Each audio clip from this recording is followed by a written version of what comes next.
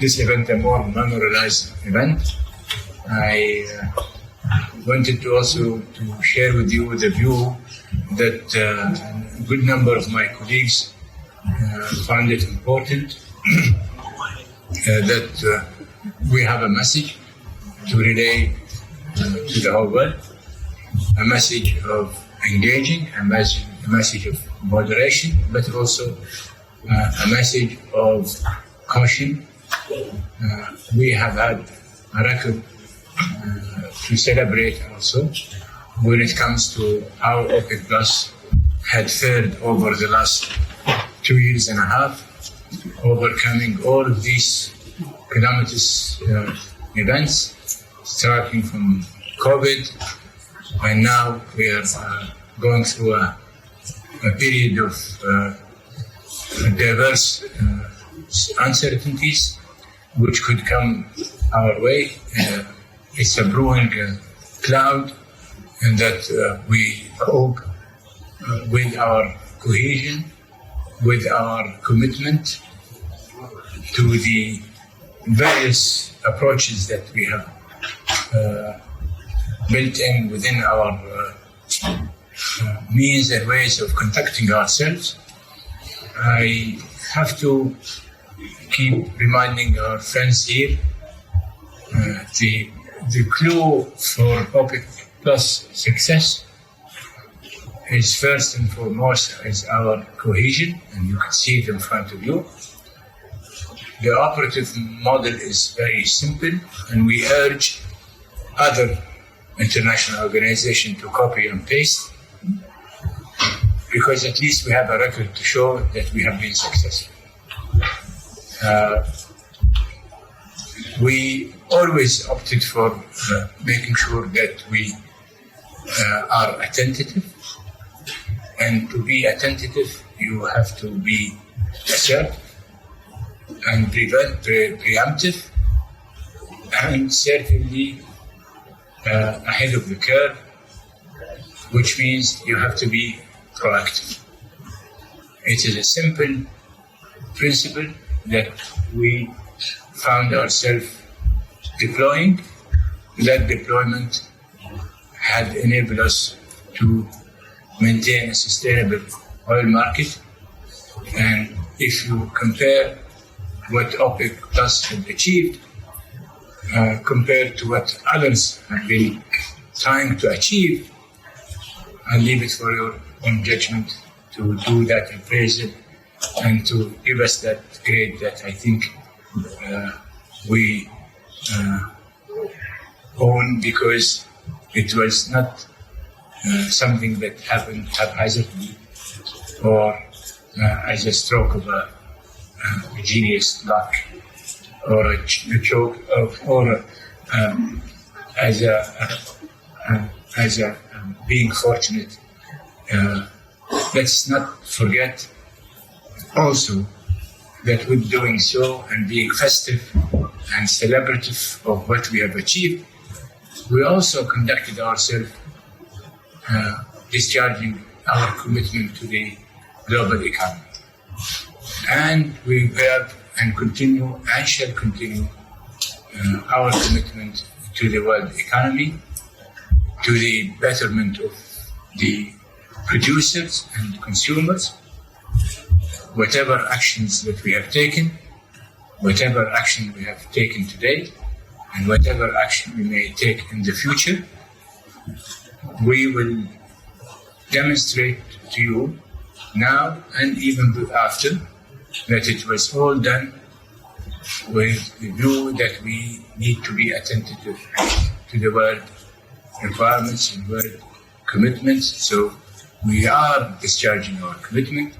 We will continue discharging our commitment, and we will continuously prove that OPEC Plus is here not only to stay, but here to stay as a moderating force to bring about stability and a betterment to the supporting anomaly to the world economy.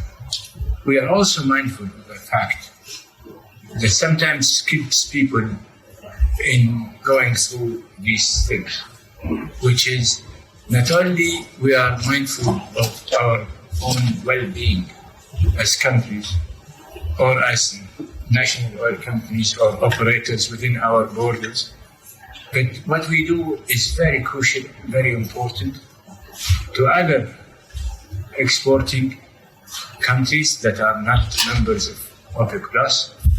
And I have to say also to other importing countries, but to have a good share of their requirements is being produced locally. And the examples are many. Energy is something that can never be attended to in a short-term tweaks and moves. The world energy markets needs attendance and needs careful planning and needs assertive investment and needs commitment to this investment and needs guidance, without which investment will not happen, without which investors will not be there, and without which, as you can see with your own eyes, it will become a crippling anomaly to the world economy. This is what we are being going through when it comes to supply chains. This is what is happening too when it comes to energy markets. I have something to show you. You know me very well. Most of you have been friends of mine for quite some time, which is a friendship that I will continue to cherish and be proud of. But I would like to share with you one slide. Although you know me, I hate to talk about oil prices. I do not make oil prices an issue for me. However, I will show you with a glimpse of a chart what OPEC Plus has succeeded with and what others had failed to do. I think it's important. There is one fact that we cannot deny from, which is the fact that there are no investments coming, and to not to do what we have to do, as a group, which is concerned about all member countries coming back to their production and putting some of their money and capital into those investments. If we don't do that, then it doesn't matter what a decision you do for 6 months or so, but we will fall from a cliff. And it's not enough that few countries are only investing when we are 20 or 20 plus countries here in OPEC Plus. We are concerned about the lack of investments, and I think we are concerned about a lack of a demand or a demand fall due to the circumstances that His Excellency mentioned, and to the other I think and I mean the table is explaining itself. Why are we only looking at oil while oil is not the major contributor to the economical issues that we are having? Gas, I would say, and other commodities, coal and others, are affecting the world economy much more than crude oil and products. So I think we need as professionals to look at those markets, look at what others could do to also copy or take us as a lead in what we are doing in terms of ensuring that investments are there and the prices are reasonable as well to the consumers. We care about the consuming nations, and what we are doing is to ensure that we have more oil coming to the market for years to come. It's not a short-term thing. We are fully committed for that. As an organization, we are fully committed for energy poverty. Yes. I'm not sure that when you say energy poverty, it has the same meaning that I can have as an African country. Energy poverty in Africa means 600 million people without access to electricity. That's energy poverty. It means 900 million people without access to modern gas. I don't know if you can understand what it means. Having no access to electricity, no access to modern gas. That's what we have to face. And some of those countries are members of OPEC and OPEC+. Why are they here in OPEC and OPEC+? Maybe it's interesting to try to understand why. Because those countries, they need the revenues coming from oil and gas. They need it to be produced in a long-term forecast, stable market, which give the long view and long-term expectation for the revenues.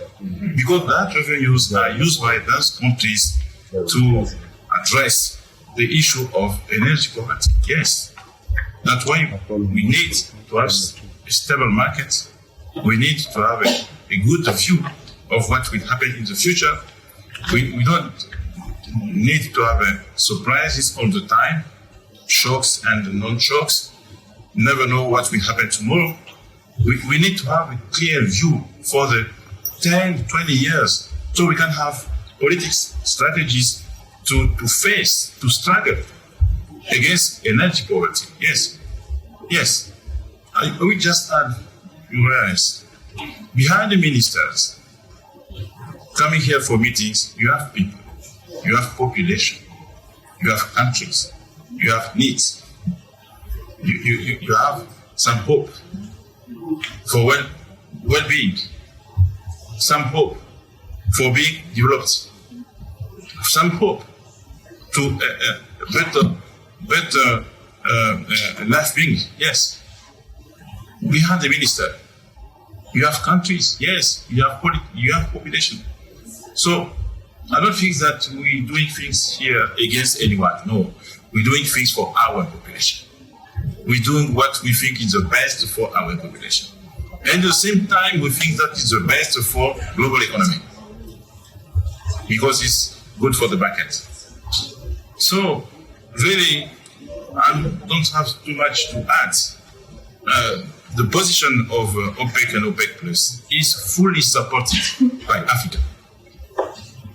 Not only the producing countries, all Africa fully support OPEC and OPEC Plus position.